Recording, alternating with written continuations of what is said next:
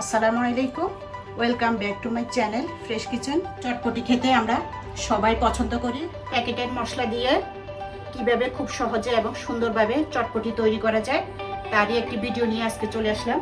চলুন তাহলে দেখতে সুন্দর এবং খেতে অসম্ভব মজার এই লোভনীয় চটপটির রেসিপিটা একবার দেখে আসি।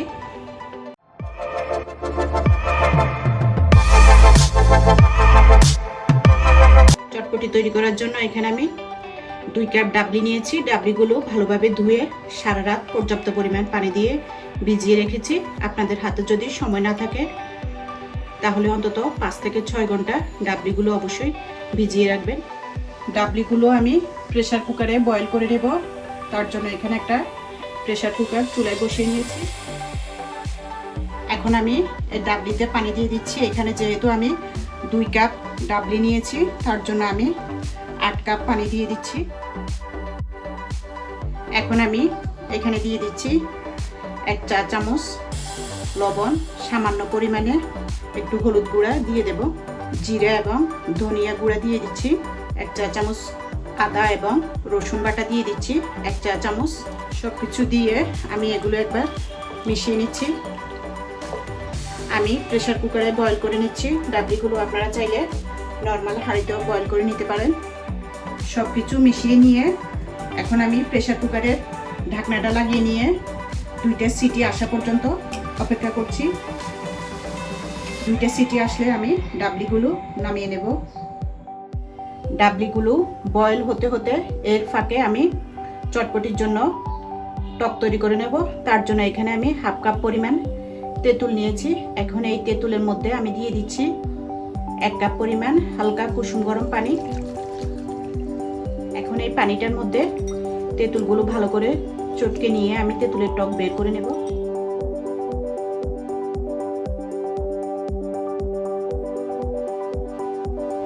তেঁতুলগুলো হাত দিয়ে ভালোভাবে চটকে আমি তেঁতুলের কাঠ বের করে নিয়েছি। এখন এইগুলো আমি একটা ছাঁকনি দিয়ে ছেঁকে নেব। তেঁতুলের কাঠ আমি একটা ছাঁকনি দিয়ে ছেঁকে নিয়েছি। ছেঁকে নেওয়ার পরে এখন আমি এখানে চিলি ফ্লেক্স দিয়ে দিচ্ছি 1/2 চা চামচ, বিট লবণ দিয়ে দেব 1 চা চামচ পরিমাণ। আপনারা যদি বিট লবণটা না খেতে চান তাহলে আমরা যে সাদা লবণটা খাই সেটাও দিতে পারেন। চিনি দিয়ে দেব 1 টেবিল চামচ। আজকের এই চটপটিটা আমি তৈরি করব রাঁধুনির চটপটি মশলা দিয়ে। এখন এই রাঁধুনি চটপটি মশলা থেকে আমি 1 চা চামচ পরিমাণ চটপটির মশলা এখানে দিয়ে দেব। দিয়ে আমি সব কিছু ভালোভাবে মিশিয়ে নিচ্ছি। এখানে চাইলে আপনারা আরও একটুখানি সামান্য ভাজা জিরা এবং ধনিয়া গুঁড়া অ্যাড করতে পারেন। আমি যেহেতু ডাবলিগুলো সেদ্ধ করার সময় জিরা এবং ধনিয়া গুঁড়া দিয়েছি তার জন্য এখানে আর বাড়তি জিরা ধনিয়া দেই নাই। সব কিছু ভালোভাবে মিশিয়ে নেওয়ার পরে আমার চটপটির জন্য তেঁতুলের টকটা একদম পারফেক্টভাবে রেডি। এখন আমি এটা একটা সাইডে সরিয়ে নিচ্ছি। ডাবলিগুলো খুব সুন্দরভাবে বয়েল হয়েছে। ডাবলিগুলো বয়েল হতে সময় লেগেছে 7 মিনিট। 2টি মাঝারি সাইজের আলু আমি সেদ্ধ করে এভাবে হাত দিয়ে একটু চটকে নিয়েছি। এখন এই আলুগুলো এই ডাবলির সাথে মিশিয়ে নেব। চুলা থেকে এখন আমি ডাবলিগুলো নামিয়ে নিচ্ছি। এখন আমি এই গরম ডাবলিগুলো যে পাত্রে পরিবেশন করব সেই পাত্রে ঢেলে নিচ্ছি। আমি যে পরিমাণ চটপটির জন্য আজকে ডাবলি বয়েল করেছি তার থেকে এখানে আমি অর্ধেকটা ডাল দিয়েছি। বাকি অর্ধেকটা ডাল আমি আরেকটা পাত্রে রেখে দেব। এইভাবে চটপটির ডালগুলো যদি আপনি বয়েল করে নর্মাল ফ্রিজে 4 থেকে 5 দিন সংরক্ষণ করেন তাহলে যে কোনো সময় আপনি এগুলো খেতে পারেন। শুধু খাওয়ার আগে একটু গরম করে নেবেন। একটা কথা মনে রাখবেন, ফ্রিজের খাবার কখনো ঠান্ডা খাবেন না। ডালগুলো বাটিতে নেওয়া হয়ে গেলে এখন আমি এইখানে দিয়ে দিচ্ছি 1 টেবিল চামচ রাঁধুনির যে চটপটি মশলাটা দিয়ে আজকে আমি চটপটি তৈরি করব সেই মশলা থেকে নেওয়া 1 টেবিল চামচ চটপটি মশলা এখন এখানে দিয়ে দেব। এখন এই চটপটি মশলাটা আমি মিশিয়ে নেব। চটপটি মশলাটা মিশিয়ে নেওয়ার পরে কুচানো শসা দিয়ে দিচ্ছি, কুচানো পেঁয়াজ, কয়েকটি কাঁচামরিচ, এভাবে কুচি করে নিয়েছি। এখন এই মরিচগুলো দিয়ে দিচ্ছি, ধনিয়া পাতা দিয়ে দিচ্ছি।